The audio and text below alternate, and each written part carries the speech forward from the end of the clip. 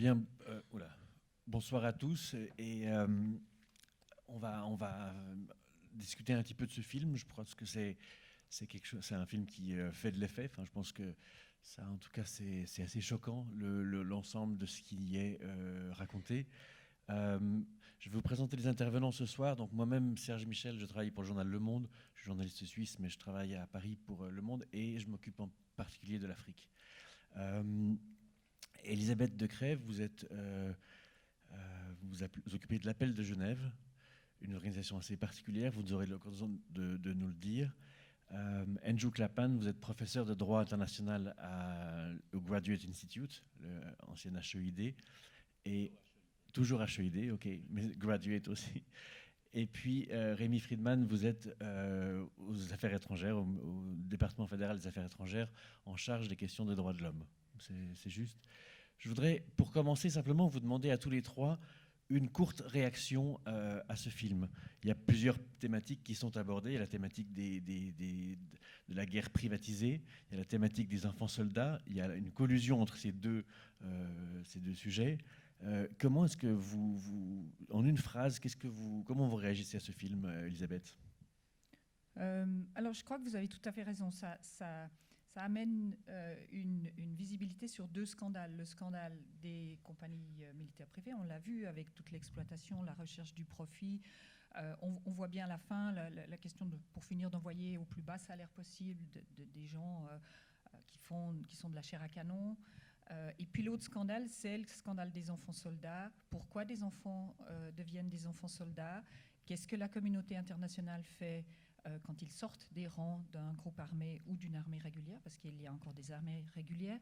Donc, c'est deux scandales qui sont révélés dans ce film, et c'est pour ça qu'il est très choquant, et je pense qu'il faut aborder ces deux scandales, parce que la communauté internationale a une très grande responsabilité dans ce qui se passe. Très bien. Andrew, une réaction sur ce documentaire ? Oui, non, je suis tout à fait d'accord que c'est choquant, et je pense que c'est plus choquant qu'on a les deux choses ensemble, les sociétés privées militaires et les enfants soldats. Et je pense qu'il faut le dire que c'est inadmissible que Aegis utilise les gens qui étaient enfants soldats. Ça, c'est clair que c'est complètement hors les normes. Mais c'est encore plus choquant, si vous voulez, que les États-Unis ont utilisé une compagnie sans faire une diligence due ou une vigilance pour voir comment ils sont recrutés, ces gens. Peut-être je vais switcher en anglais pour mentionner deux choses au niveau de droit qui sont dites dans le film, mais peut-être après, parce que ça peut prendre un tout petit peu de temps. Ok. Très bien, encore merci pour l'invitation à la FIFDH et à l'Appel de Genève. Ce film est vraiment un rappel violent et un coup de poing dans l'estomac qui nous rappelle le pourquoi nous devons faire quelque chose, et le pourquoi de ce que nous sommes en train aussi de faire, notamment la Suisse, engagée dans ce qui, et on va en parler après, n'est pas nécessairement un club de golf. Bien, merci. Non, juste, je rebondis sur votre dernière chose. La Suisse, Aegis a été présente en Suisse entre 2010 et 2014, je crois. La loi Aegis en Suisse l'a fait partir. Ça fait partie de ce que vous dites. Voilà, la Suisse doit réagir à ça. Vous situez. Peut-être prenez le micro. Très bien, la Suisse a réagi bien avant ça, bien avant aussi l'installation de Aegis en Suisse, qui a donné origine à un processus législatif, ce pourquoi nous avons en ce moment une loi en Suisse. Le processus a commencé avec les scandales qu'on a vus ici, en Irak, dans d'autres pays, les mercenaires, des actes violents, l'impression qu'il y a un vide juridique, qu'il y a un espace de non-droit. La Suisse, avec d'autres États, a lancé en 2008 ce qu'on appelle le document de Montreux, qui demande au gouvernement qui engage des entreprises privées de sécurité, au gouvernement qui accueille des entreprises privées de sécurité, et aux États territoriaux, États sièges de ces entreprises, de respecter les normes internationales de droits de l'homme et des droits internationaux humanitaires. Sur la base, et là je vais assez rapidement, sur la base de ce document, en 2010, le secteur de la sécurité privée, mais pas seulement, donc à travers un processus multi-acteurs de différentes parties prenantes, société civile, donc des ONG de droits de l'homme, comme Human Rights Watch par exemple, des États, des entreprises de sécurité privée, à l'initiative de la Suisse et d'autres acteurs, ont développé le fameux Code de conduite des entreprises privées militaires de sécurité, qui comprend un mécanisme de gouvernance et suivi. C'est une initiative volontaire, donc, qui a nécessité d'un ownership, d'une participation de tous les acteurs. Ça a pris un certain nombre d'années pour mettre en place ce code, pour ensuite mettre en place ce à quoi les entreprises qui ont signé le code initialement se sont engagées, c'est-à-dire à se soumettre à un mécanisme de gouvernance et contrôle du respect de ce code. Ce mécanisme, il existe actuellement, il a finalisé l'année dernière tout ce qui consiste en des procédures de certification des entreprises, mais surtout de monitoring et de traitement des plaintes par rapport à d'éventuelles violations commises par des entreprises privées de sécurité. Ce mécanisme est maintenant opérationnel. Je dirais qu'à partir de cette année, on est opérationnel pour répondre aux défis qui sont mis en évidence dans ce cas. Mais on pourra venir après par la suite sur les détails. On y reviendra. Elisabeth, vous dites souvent il faut aller parler aux méchants parce que si on ne parle qu'avec les gentils, on ne change pas le monde. Donc les méchants à qui vous parlez d'habitude, ce sont des groupes rebelles, des groupes non gouvernementaux. Est-ce que là, vous avez découvert des méchants dans la personne des boîtes privées? Est-ce que vous avez un dialogue dans le cadre de l'appel de Genève avec des entreprises de sécurité privée? Qu'est-ce que ça vous inspire? Alors, peut-être juste reprendre, les méchants, ça n'est pas seulement les rebelles et les groupes armés. Il y a aussi des États qui sont des méchants. Donc ça, c'est juste peut-être préciser ça. L'appel de Genève est une organisation qui a une spécificité, c'est de ne parler qu'à des groupes armés et à des rebelles sur des questions humanitaires, sur des accords humanitaires, sur justement la démobilisation d'enfants soldats, sur l'arrêt du viol comme tactique et comme arme de guerre. Donc c'est la spécificité de l'appel de Genève, de travailler avec des gens impliqués dans une lutte armée, mais qui ne sont pas d'un État. Donc on ne travaille pas avec des armées régulières. Donc travailler avec des compagnies privées telles qu'on les voit là, aujourd'hui non, parce qu'on a déjà énormément d'activités. Ça n'est pas nécessairement hors de question, mais il y a un processus en cours, donc ça ne sert à rien non plus de dupliquer des processus.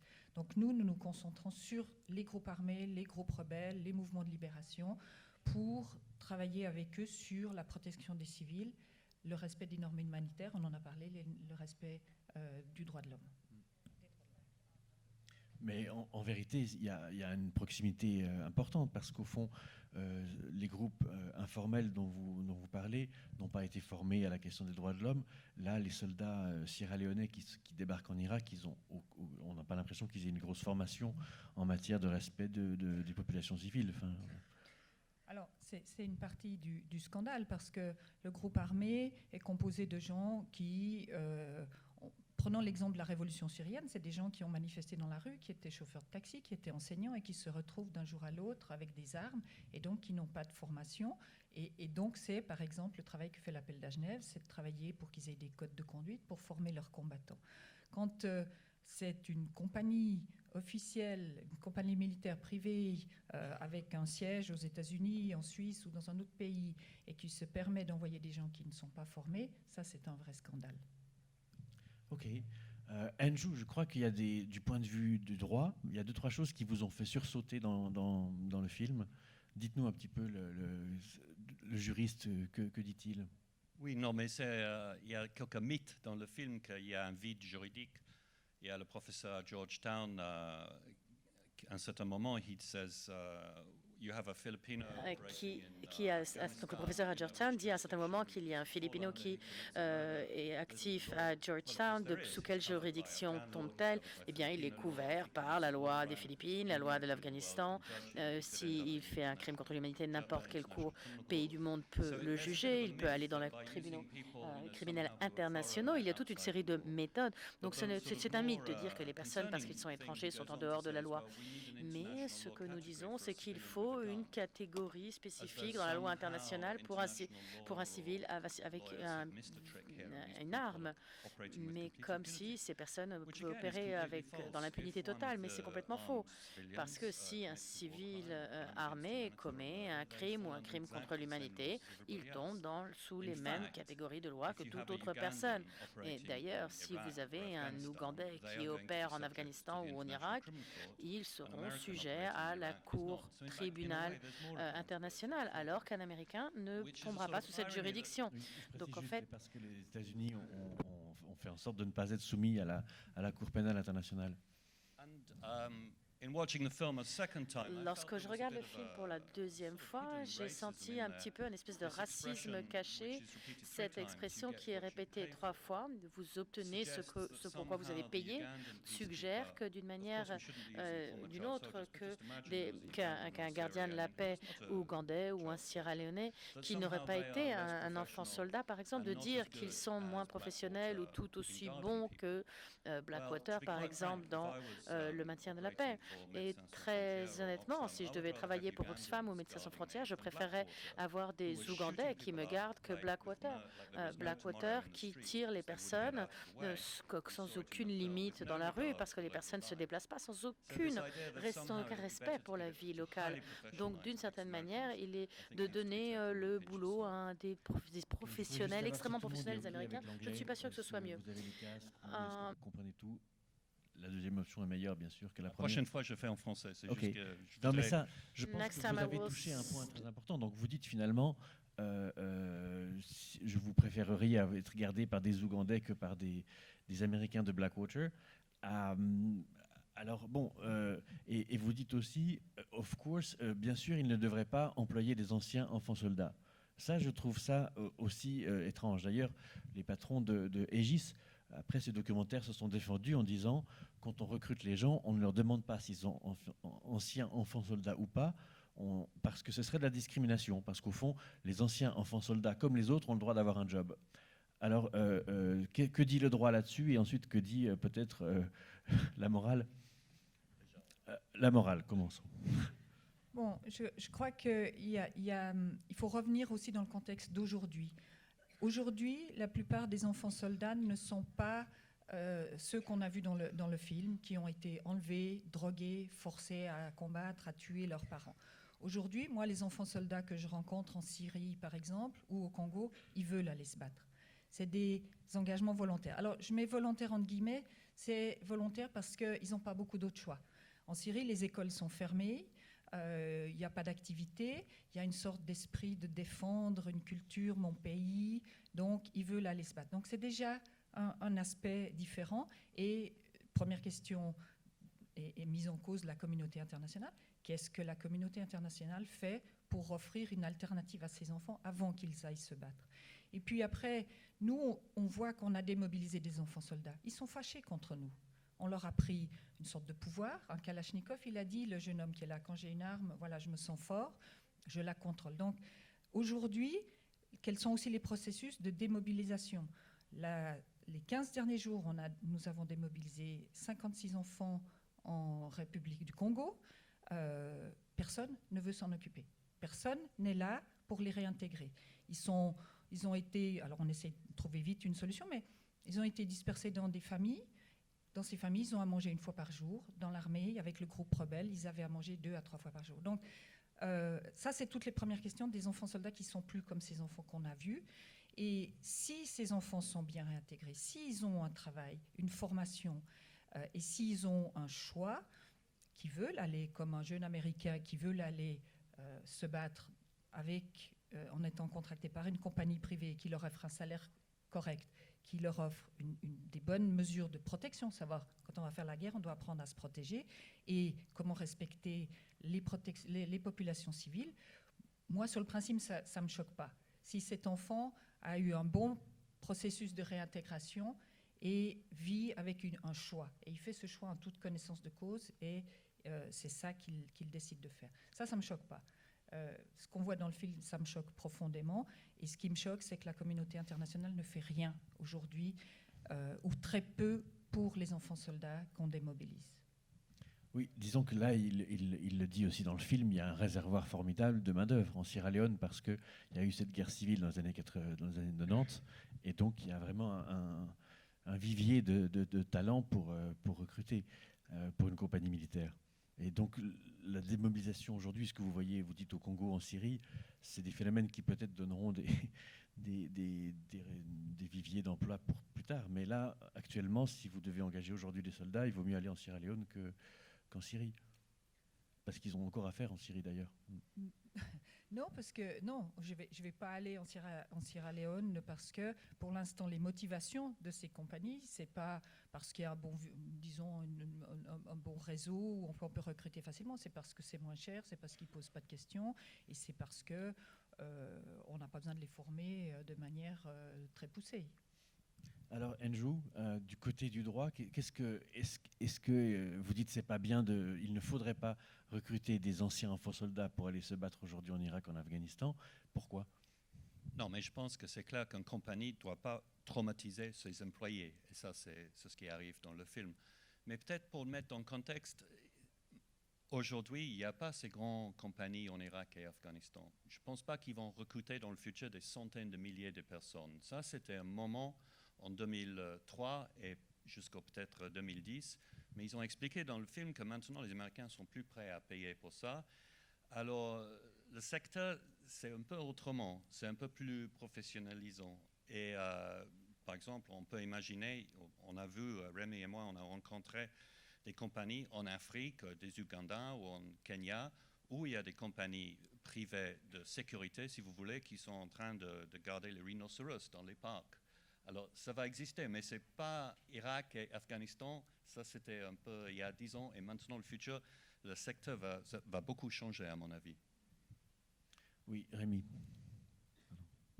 Merci pour ajouter à cela. Effectivement, le secteur a évolué. Et il a aussi évolué grâce à la prise en compte par les États, par la société civile et par l'industrie elle-même de la nécessité de faire de l'ordre. Quand on parle d'aller se battre dans un autre pays, vous avez mentionné la loi Aegis, en tout cas la loi suisse qui régule maintenant le secteur de la sécurité privée en Suisse et qui fait référence au code de conduite, qui est un instrument qu'on appelle de soft law, donc un instrument volontaire. Il est devenu obligatoire pour les entreprises privées de sécurité basées en Suisse d'adhérer, d'être membre du code et donc de se soumettre à ce mécanisme de supervision.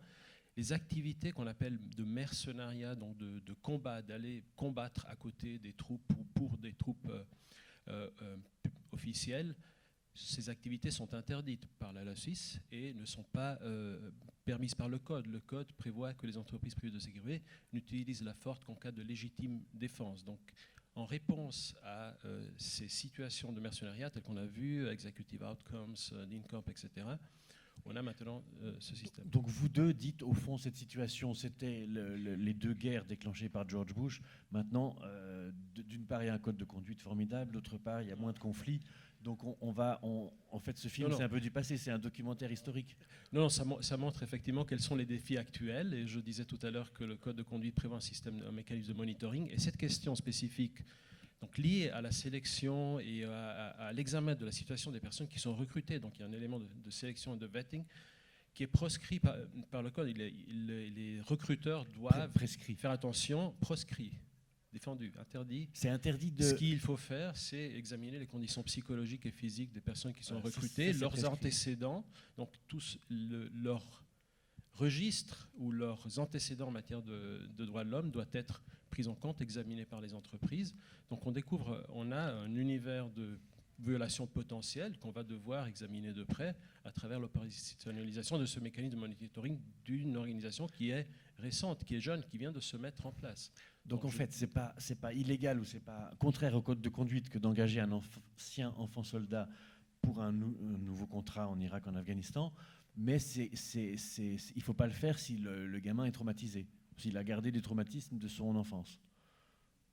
Si un système de démobilisation, de réintégration avec un traitement psychologique, tout ce que vous voulez, a été mis en place et une entreprise privée de sécurité qui engage cette personne sur place, que ce soit en Afrique, en Ouganda, comme disait Elisabeth, pour garder un parc, là c'est tout à fait possible. Après, il ne s'agit pas de traumatiser encore plus. la personne. Donc effectivement, il y a un travail à faire de sélection, de vetting et d'examen, d'analyse de la part de l'entreprise. Et tout cela sera soumis au code de conduite et à de possibles plaintes. Votre réaction, Elisabeth? Ma réaction, d'abord, on ne parle pas dans ce débat de la formation de ces combattants. On parle des contractants, on parle des compagnies qui se font beaucoup d'argent, d'un code de conduite. Moi, j'attends de voir, c'est bien d'avoir un code de conduite, mais c'est comment on est capable de faire le suivi de quelqu'un qui a recruté un ancien enfant soldat pour dire il est tout à fait bien dans sa peau, capable de savoir ce qu'il va faire ou pas. Tout le suivi, nous on le voit parce qu'on signe des accords avec ces groupes armés.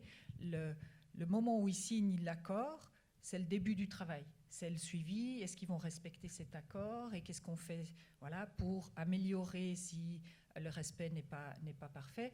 Donc, moi, c'est nouveau, mais j'attends vraiment de voir parce que c'est là qu'il va y avoir le gros défi. Un code de conduite, c'est bien. Comment il est respecté, c'est la question suivante.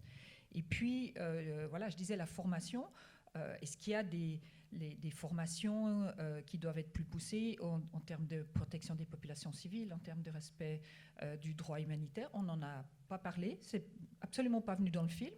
Alors on dit qu'ils violent un certain nombre de droits, qu'ils tirent sur des civils, mais personne n'a à un moment dit il faut que maintenant tous ces gens qui partent avec des compagnies privées aient une formation très poussée de respect du droit humanitaire, de ce qu'on a le droit de faire dans la guerre ou pas. Et on n'en parle pas. Et pour moi, c'est un élément clé. C'est l'élément prévention, parce que c'est exactement ce que nous faisons. On peut toujours réparer l'enrôlement d'enfants soldats par des tentatives de réinsertion, dont on sait qu'elles sont très difficiles. On peut toujours réparer d'avoir lancé cette idée de compagnie militaire privée en mettant des codes de conduite. Mais qu'est-ce qu'on fait en amont comme prévention? Et on ne l'évoque pas du tout dans le film. Oui, Andrew? Peut-être juste une précision. Il ne faut absolument pas donner une formation en droit international humanitaire. Pourquoi? Parce que ces compagnies ne sont pas utilisées pour faire la guerre. Je sais qu'on a l'impression dans le film qu'ils sont envoyés dans le jaws of combat. Mais les Américains et les Britanniques, ils n'utilisent pas les compagnies privées dans le vrai combat. C'est pour faire la sécurité autour d'un ambassadeur qui traverse Bagdad. Alors, il faut donner une formation en droit de l'homme pour expliquer comment il faut réagir comme policier. Mais de lui donner l'idée qu'on peut tirer sur quelqu'un et on ne peut pas tirer sur un civil, non, on ne peut pas tirer, comme René a dit tout à l'heure. Et c'est un peu ça le problème avec Tim Spicer et toute la bande. C'est des anciens soldats qui ont compris la guerre. Et après, ils pensent qu'ils sont toujours à la guerre. Mais ce travail qu'ils font ces gens, c'est rien à voir avec la guerre. C'est vraiment comme un policier à Genève. Sauf qu'il y en a qui ne sont pas revenus. Enfin, on voyait un enterrement là Non, mais les gens sont tués, mais il y a des mouettes, il y a des démonstrations en Irak qui sont violentes. Mais ce n'est pas une situation de guerre. Il ne faut pas penser dans leur tête, oui, je suis de nouveau à la guerre. C'est pour ça qu'il ne faut pas utiliser les enfants soldats, parce qu'ils ont vécu la guerre. Et comme un mercenaire sud-africain qui a tiré sur les Blacks en Afrique du Sud, il ne faut pas les gens avec cette mentalité. Il faut quelqu'un qui a une formation complètement autrement. Ok. Rémi, vous pensez alors que le code de conduite permet maintenant de contrôler ce genre d'abus, si vous pensez qu'il y a de l'abus dans le film, et vous êtes confiant que le code de conduite, une fois bien implémenté, pourra à la fois faire ressortir les abus et puis conduire la compagnie à s'auto-limiter, à ne plus les commettre à nouveau? Le code de conduite est complémentaire. Il ne s'agit pas d'une initiative complètement isolée. C'est un effort d'État, de l'industrie et d'ONG qui jouent leur rôle de garde-fous et d'observateurs de la situation pour répondre à un défi très, très concret qui est celui qu'on a vu ici et celui qui pourrait se présenter dans d'autres contextes. Donc le défi est immense, il est très grand. On a actuellement à peu près une centaine d'entreprises privées de sécurité qui ont adhéré au code et qui sont prêtes à se soumettre à ce mécanisme de monitorage. Il y en a déjà qui ont été, entre guillemets, signalés, punis, qui ont dû payer une amende ou quelque chose? La sanction, qui peut avoir des conséquences fondamentales sur le business lui-même de ces entreprises, serait l'exclusion du code. Parce que de plus en plus de clients demandent, exigent des entreprises qu'elles emploient, que ce soit des clients étatiques dans des gouvernements, mais aussi dans le secteur privé, dans l'industrie extractive par exemple, exigent de ces entreprises qu'elles adhèrent au code de conduite, des organisations internationales également. Donc si elles sont exclues du code, elles perdent leur business. Le mécanisme en soi, il vient de commencer. Le traitement des plaintes est actuel. Il vient de se mettre en place à partir du 1er janvier de cette année. Donc les plaintes vont arriver peut-être. Elles seront traitées directement avec les entreprises. Mais le code de conduite ne remplace pas la responsabilité des États, ne remplace pas la loi, le droit, la juridiction des organisations. Qui se plaint typiquement au code de conduite? Qui dépose plainte? Un enfant, un ancien enfant soldat qui estime qu'il n'aurait pas dû être recruté pour ça? Ou qui sont les plaignants en fait? Ou qui attendez-vous comme plaignant? Toute personne qui est personne ou communauté ou représentant de personnes qui ont été affectées ou qui se croient être affectées, estiment avoir été affectées par le comportement d'une entreprise privée militaire de sécurité ou privée de sécurité qui est membre de l'association du Code, pourra présenter une plainte et indiquer pourquoi. Et notre travail de monitoring sera de faire un suivi indépendamment des plaintes. Donc ce type de situation est un type de situation qui...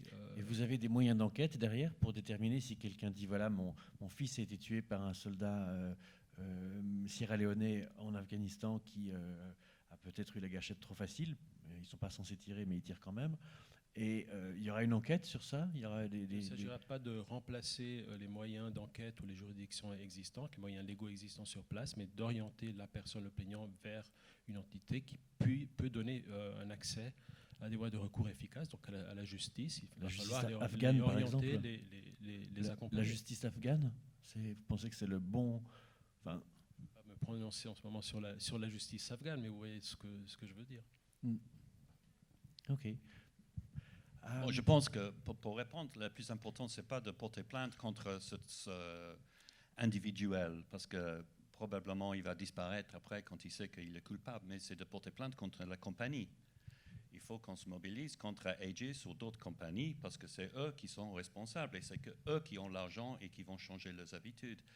Le monsieur qui a tiré, oui, il est un criminel peut-être, ils peuvent être jugés, mais je pense qu'on rate le moment de chercher qui est derrière tout ça et d'aller contre la compagnie. OK. Alors justement, je crois que suite à ce documentaire, il y a 2 anciens enfants soldats qui ont été soldats en Irak, qui ont déposé plainte l'automne dernier, je crois au mois d'octobre, contre Aegis. Et ils ont pris un avocat à Londres, il y a des gens qui s'occupent d'eux. La plainte a été ouverte, je crois qu'elle est en cours d'instruction.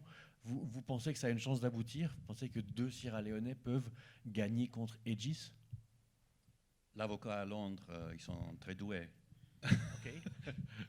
Good luck. Non, mais il a fallu 4 ans pour qu'ils partent de Suisse, donc peut-être que... Non, mais c'est possible. Tout dépend de la compétence de la Cour à Londres. Je n'ai pas vu les détails. Mais oui, c'est fort possible.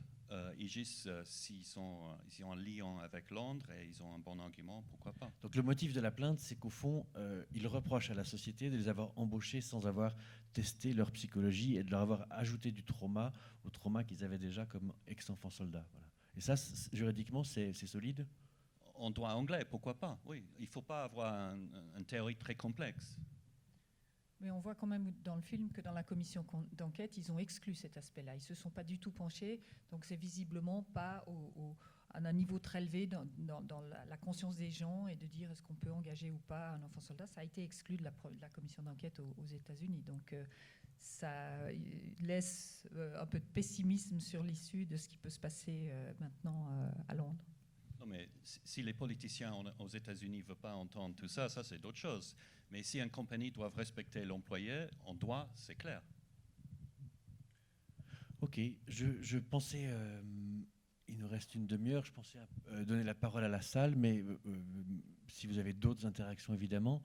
Est-ce qu'il y a un micro pour la salle ou est-ce qu'on en... Voilà, super. Et puis en haut, je ne vois pas grand-chose, mais il y a aussi des gens en haut.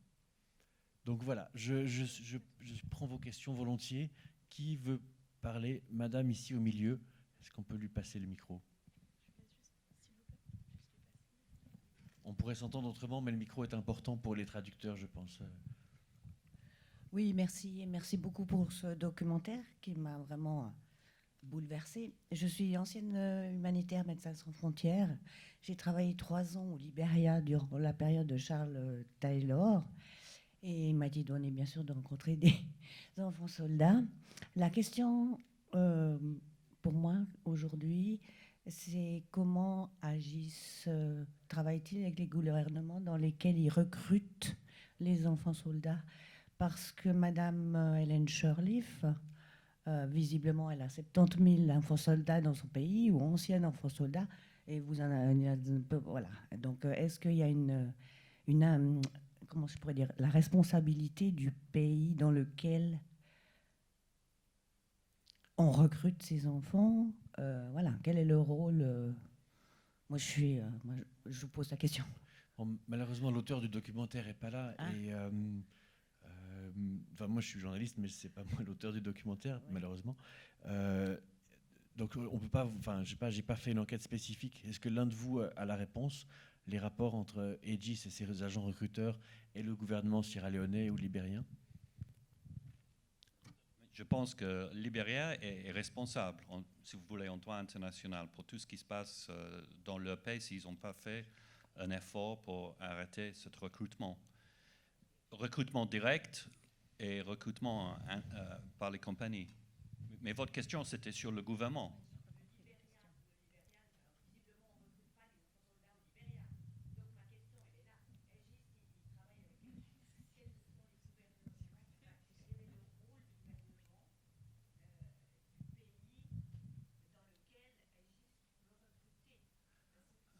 Ok, pardon, oui, maintenant je comprends mieux, oui. Je pense que oui, on peut parler d'une responsabilité de Liberia aussi, mais là.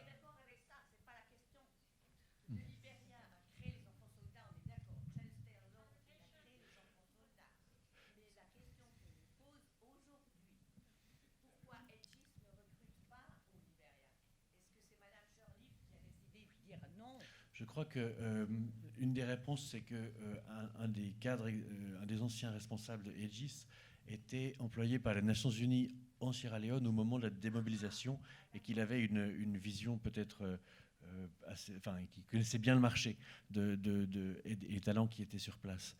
Est-ce qu'il y a une autre question? Oui, madame là-bas, il y a 2. Et en haut, vous avez des questions? Il y a des gens en haut. Bonsoir, merci Bonsoir. beaucoup. J'ai une petite question rapport au professeur de droit. Ok, très bien. Donc, on est dans des pays en guerre.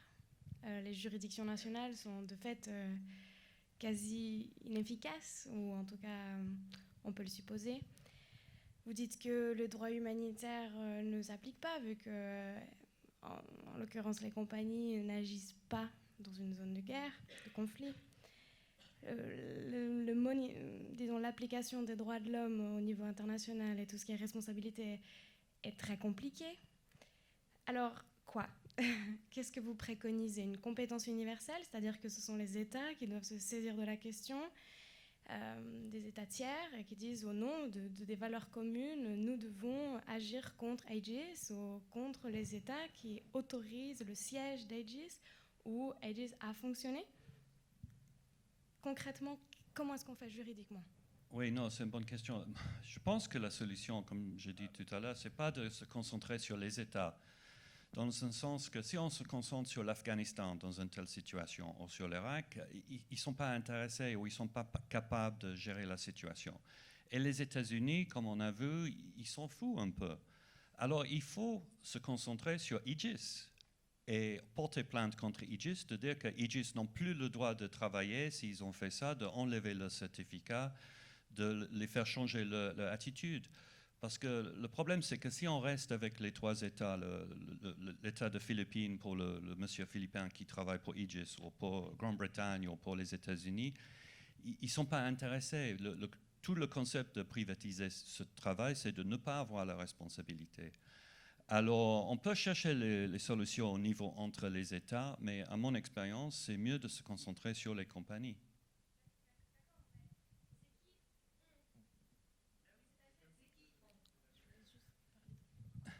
La partie Ok, civile. ma question c'est qui on doit, Mais on doit porter plainte. Vous et moi, Qui comme on- juristes, D'accord. pour trouver la solution, de ne pas penser qu'on va trouver la solution dans le droit international public classique, si vous voulez. Voilà. C'est ça. Ouais. Donc c'est pour ça que je me référais à une compétence universelle. Oui, mais compétence universelle, il faut trouver un criminel, il faut trouver un procureur, il faut trouver un cour qui a la compétence. Pour juger quelqu'un, c'est assez compliqué et peu de ces gens sont jugés. Il y a quelques-uns de Blackwater qui étaient jugés et Blackwater ont payé. C'est vrai, mais c'est minime dans tout le problématique. Mais compétence universelle, c'est pour juger un individuel. On peut utiliser le droit normal pour porter plainte contre Aegis ou utiliser une compétence universelle contre Aegis, si vous voulez. Juste, c'est une discussion entre juristes, mais je pense que la société civile a aussi un gros travail à faire. Que des juristes puissent trouver des solutions, et voilà, vous évoquez un certain nombre de solutions, mais la société civile peut avoir un poids extrêmement important, et je pense que la société civile doit se mobiliser contre ce qui se passe. Par exemple. C'est-à-dire que là, on dit, voilà, en fait, on pourrait améliorer le système, créer des codes de conduite, etc. En fait, voilà, on a un système qui est vraiment, enfin, qui contient le vice en lui-même. C'est-à-dire que sitôt que vous privatisez la guerre, les entreprises vont chercher à maximiser leurs profits et à diminuer les charges. Et donc, on va recruter des gens qui, voilà, sans beaucoup de contrôle. Que peut faire la société civile, à votre avis, dans ce contexte ? J'ai pas d'idée comme ça. Je pense qu'il y a une réflexion à mener, mais je pense qu'on a vu que dans certains domaines qui semblaient être extrêmement difficiles et perdus d'avance, la société civile a pu jouer un rôle clé. Je pense à l'interdiction des mines antipersonnelles. Je veux dire, c'était vraiment le traité pour finir de la société civile, parce que les États n'étaient pas non plus intéressés. Il n'y avait pas tous les États qui étaient concernés. Donc, j'ai pas d'idée comme ça maintenant, mais je pense que la société civile a montré qu'en se mobilisant et en s'organisant, elle peut obtenir des résultats extrêmement importants. Oui, madame, au fond. Et après, voilà. Bonsoir, merci pour ce film. Je doute un petit peu, bon, il est très, très bien fait, je veux dire, c'est intéressant et touchant, mais je doute qu'on puisse, ayant été enfant soldat, avec le nombre de traumatismes subis, arriver à être de nouveau avec une arme à la main. Parce que même dans le film, on voit qu'à des moments, une scène passée en Irak, il replonge en Sierra Leone. Et là, qu'est-ce qu'il va faire ? Suivant son rôle qui était en Sierra Leone, moi je ne suis pas sûre en tant que psychothérapeute que ça ne va pas déraper. Ça c'est une chose. Hein. Est-ce qu'on peut reprendre des armes si facilement et comment on va l'évaluer ? Je me pose beaucoup de questions. Hein. Parce que, étant française aussi, les légionnaires, la Légion française, on ne leur demande pas leur passé. Donc les entreprises privées, on leur demande un code de conduite, mais les armées régulières, le code de conduite, il est souvent bafoué, on ne fait que de le voir dans les films ici. Donc quelle va être la place des entreprises privées auxquelles on va demander, comment dire, un code de conduite que les armées régulières n'ont même pas ?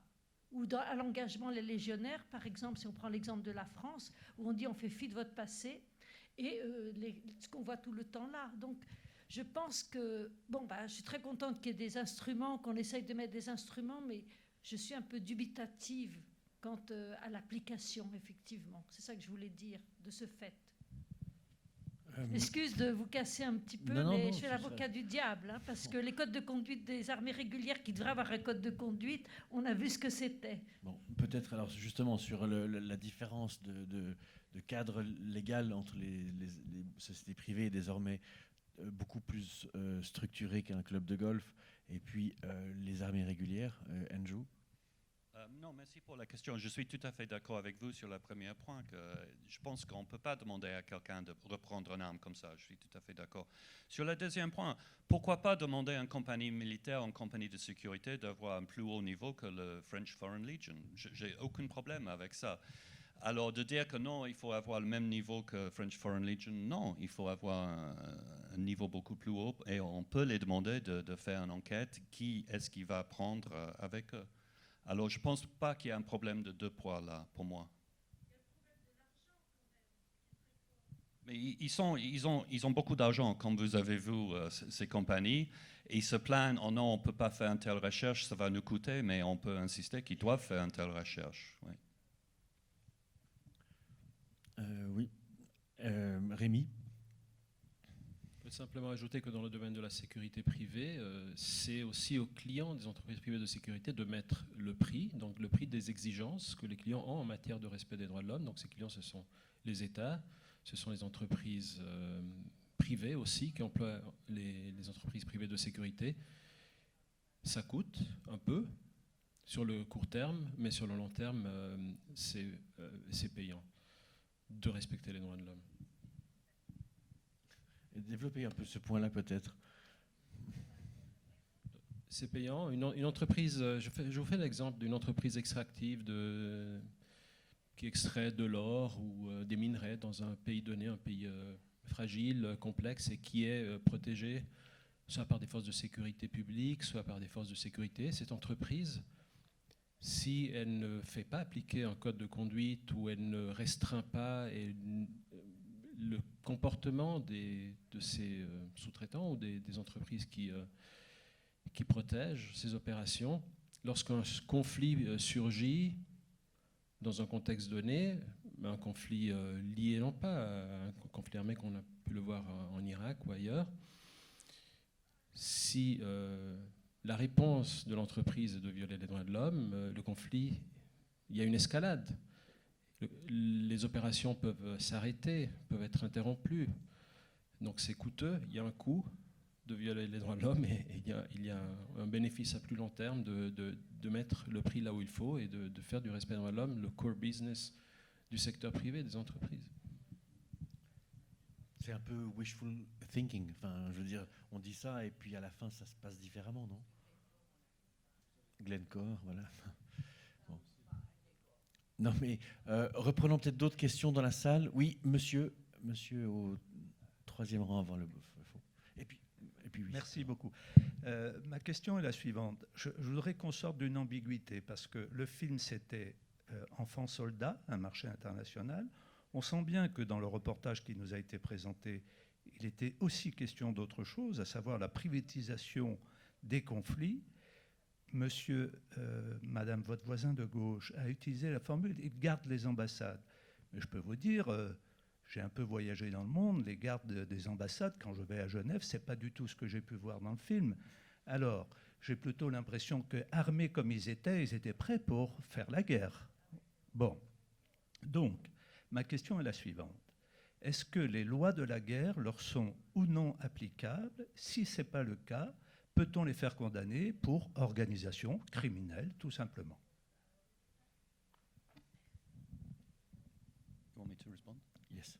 Oui, non, pardon, j'ai dit qu'il garde des ambassades, mais l'ambassadeur aussi. Et quand vous avez vu Blackwater dans le film, le monsieur avec le tatouage, il était en train de faire le garde-corps de l'ambassadeur américain qui traverse Bagdad. C'est ça qu'il était en train de faire, pas de faire la guerre. Je sais qu'ils ont des fusils qui sont beaucoup trop grands pour ça, et ça fait partie de le problème. Mais ils ne sont pas en train de tirer sur Al-Qaïda ou sur une armée irakienne ou quelqu'un d'autre. Ils sont là pour faire un trou dans la circulation pour traverser la ville. C'est ça qui est un peu le scandale. Alors, c'est vrai que ce n'est pas comme ici pour les missions ici. Le contexte est autrement.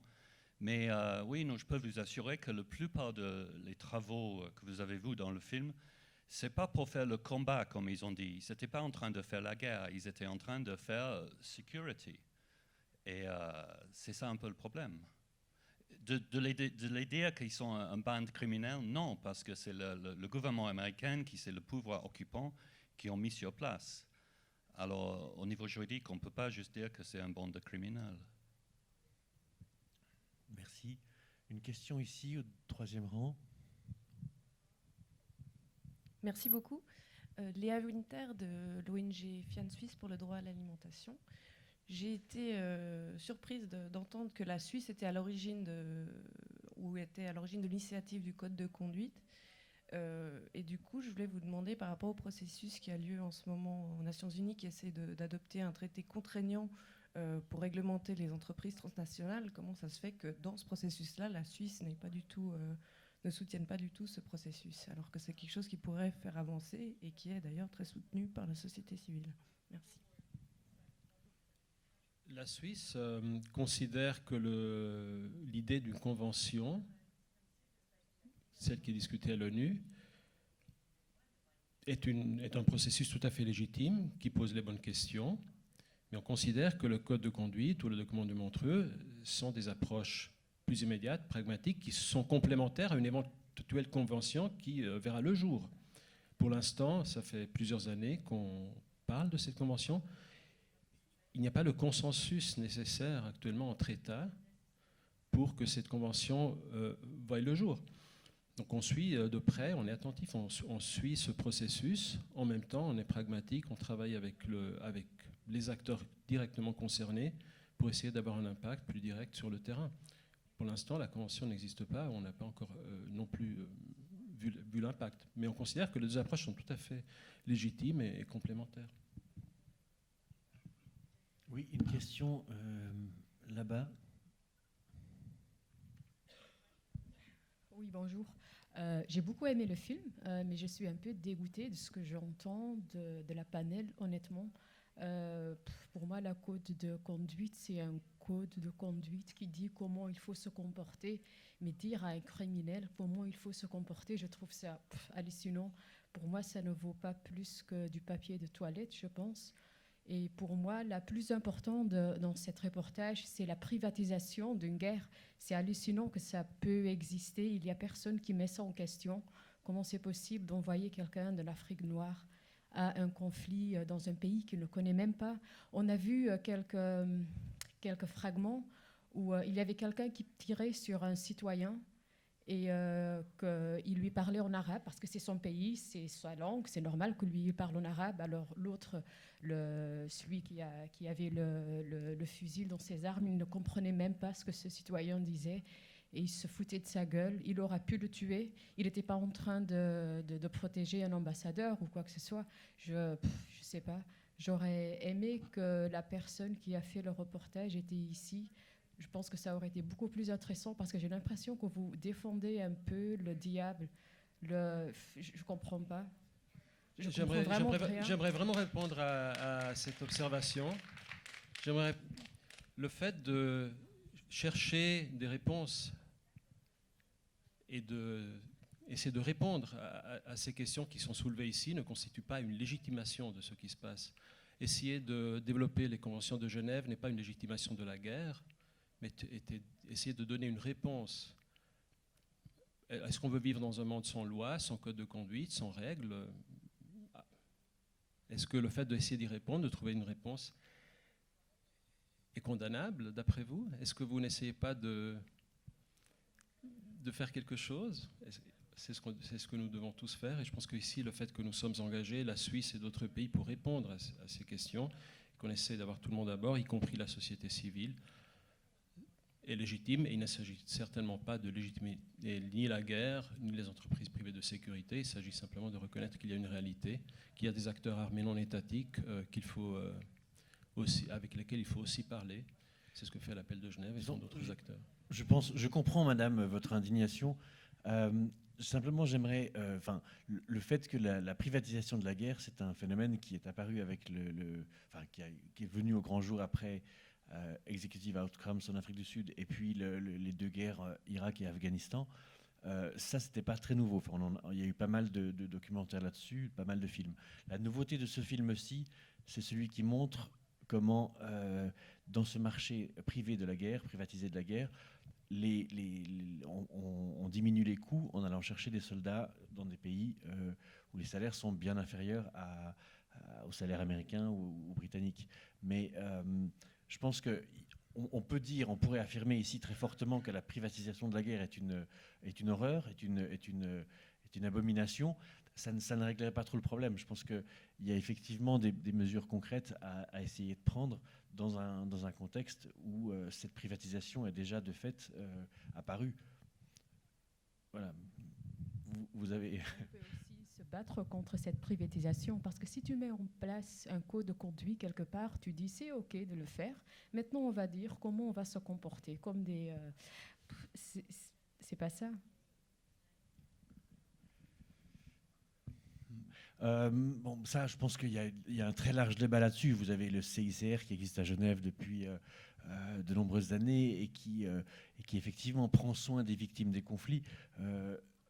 Alors ça permet enfin, il y a beaucoup de gens du CICR qui se disent un jour peut-être est-ce que je suis pas en train de faciliter les choses parce que les gens peuvent se faire la guerre et nous on va venir pour les aider ensuite. Mais je pense que non, le mal existe et il vaut mieux le traiter que de se dire qu'il ne devrait pas exister. Enfin, je sais pas.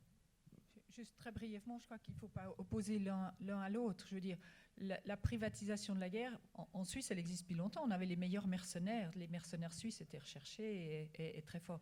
Et ce qu'a dit Rémi Freeman est juste. Il y a un moment donné où, malheureusement, il y a des guerres. Et Dieu sait si, je pense que tout le monde ici souhaiterait un monde sans guerre. C'est un fait, il y a des guerres.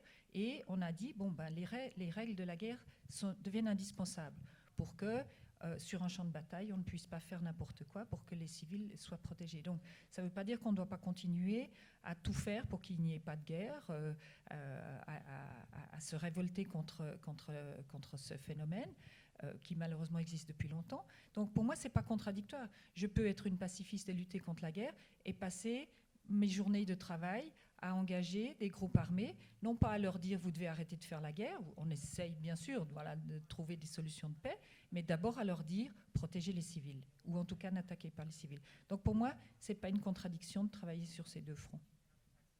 Peut-être juste, oui. Je suis tout à fait d'accord avec vous qu'il ne faut pas traiter le monsieur de l'aéroport comme ça. C'est exactement pour ça que j'étais en train d'expliquer que ces gens-là, c'est les mauvaises personnes dans le mauvais endroit. Ils ont un ambassadeur dans le camion, ils doivent le ramener à l'aéroport et ils tirent sur tout le monde. Mais ce n'est pas une zone de guerre dans le sens qu'ils ne sont pas dans un combat. C'est ça que je voudrais essayer d'expliquer. Et le problème, c'est qu'on a pris des anciens militaires qui pensent qu'ils ont le droit de tirer plutôt que de prendre quelqu'un qui est un vrai garde-corps. C'est ça que j'étais en train d'expliquer, mais je ne les défends pas. Blackwater, c'est l'ennemi pour moi. Ils sont horribles. En plus, ils ont pris maintenant le nom Académie qui me gâche. Non, mais je voudrais aussi dire, madame, que comme journaliste, je suis allé en Irak, en Afghanistan, j'ai fait des embedments avec l'armée américaine dans les deux endroits, et que les comportements qu'on a vus là, qui sont le fait de compagnies privées, c'était presque pareil dans l'armée américaine. Il n'y a pas une différence ontologique, je dirais. Les mecs qui ne comprennent pas ce qu'on leur dit, qui tirent trop vite, on voit ça, on a vu ça tout le temps, et il y a eu pas mal d'abus. Voilà. Je pense que l'armée américaine a fait des énormes dégâts aussi, en dehors de ce qui était purement combat. Ils ont fait. Voilà. Elisabeth, est-ce qu'il y a une autre question? On me demande de clôturer le débat dans quelques minutes. Oui, en haut. Ah, en haut à gauche. 1, 2. Merci. Je voulais aussi poser la question de la crédibilité du code de conduite. Surtout s'il n'y a pas de pre-screening en fait, des compagnies, que toutes ont pu accéder d'office au code de conduite. Et comme vous l'avez dit vous-même, en fait, c'est aussi une garantie pour les clients, les États, qui regardent les compagnies qui sont sur le code de conduite et qui leur octroient du coup des contrats. Et on a vu que Aegis et d'autres font partie du code de conduite. Et donc, d'où ma question sur sa crédibilité. Merci. La crédibilité, c'est qu'une fois signé le code, maintenant les entreprises vont se soumettre à ce mécanisme de certification et de vérification. Comme je vous disais, on est au début. C'est le seul acteur actuellement dans le monde qui permet d'avoir un minimum de contrôle, mais qui va devoir être maximisé au plus.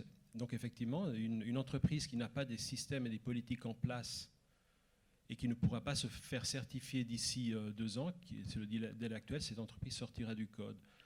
Une entreprise qui n'aura pas réparé ou effectué des mesures correctives après une plainte, après des recommandations, cette entreprise sera sanctionnée de la même manière. C'est le seul système actuel qui existe, qui se met en place gentiment pour répondre à ce défi. Quels moyens et quel staff vous avez pour structurer cette action-là? Vous avez un staff qui sont d'ailleurs ici. Il y a une dizaine de personnes actuellement qui deviennent vraiment opérationnelles. Mais le défi, je vous disais, il y a 90 entreprises actuellement qui sont membres de cette association. Le potentiel est énorme. Il faut qu'il y ait les moyens. Les entreprises vont devoir payer pour être membres, pour être certifiées.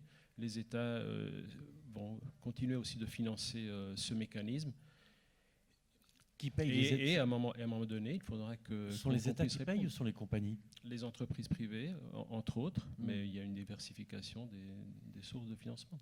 Ok. Est-ce qu'il y a d'autres questions? Oui, monsieur. Deuxième rang, et après, on arrête. Bonjour. Quand on parle de certification de manière générale, notamment dans le cadre du code de conduite, ce sera fait par les entreprises elles-mêmes, par des sociétés indépendantes, ou ce sera directement vous qui contrôlerez ces entreprises, avec quels moyens? Et si c'est fait par des entreprises indépendantes, est-ce qu'il n'y a pas aussi un conflit d'intérêt pour les entreprises indépendantes? Ce sera des sources de revenus pour elles aussi, elles n'auront aucun intérêt peut-être à sanctionner ces entreprises. Les entreprises devront présenter une certification effectuée par des organes externes sur la base de standards qui sont reconnus et qui sont basés sur le code de conduite, et présenter de manière additionnelle toute une série d'informations qui sont demandées par l'association, par le code de conduite lui-même, des informations sur leur mécanisme d'évaluation d'impact en matière de droits de l'homme, sur les risques en matière de droits de l'homme et sur leur traitement des plaintes. Donc il y aura une certification effectuée par le code de conduite lui-même, mais il s'agit juste de définir si l'entreprise a les systèmes et les politiques en place pour respecter le code. Ensuite, le monitoring se fait par après. Andrew, un mot de la fin? Non, moi j'étais aussi choqué par le film, et je pense que si j'ai appris quelque chose ce soir, peut-être, c'est que je pense qu'il faut être très clair, pas d'anciens enfants soldats dans les compagnies privées dans une zone de conflit ou ailleurs, où ils doivent prendre un fusil. Il faut dire non, c'est interdit. De ne pas dire non, peut-être on peut faire un screening, peut-être dans le futur il sera moins traumatisé. Je pense qu'il faut peut-être qu'on crée un nouveau nom, pas d'anciens enfants soldats. Pour moi, c'est clair. Elisabeth? Moi, je l'ai dit au début, il y a 2 scandales dans ce film qui font qu'il est extrêmement fort. Moi, j'en appelle vraiment à la responsabilité de la communauté internationale, parce qu'interdire à des enfants soldats de devenir des futurs militaires, ok, c'est vraiment donner une réponse extrêmement faible à la problématique des enfants soldats, et que la responsabilité de la communauté internationale pour prévenir les enfants soldats et ensuite pour les réinsérer est vraiment importante, et pour l'instant elle est négligée, et il va falloir, si on veut vraiment régler ce problème, c'est pas juste en leur interdisant finalement pour certains d'avoir un job parce qu'ils n'ont rien d'autre, mais c'est d'aller beaucoup plus loin dans les opportunités qu'on donne à ces enfants. Ok, je vous remercie beaucoup. Merci à vous d'avoir été là. Bonne soirée.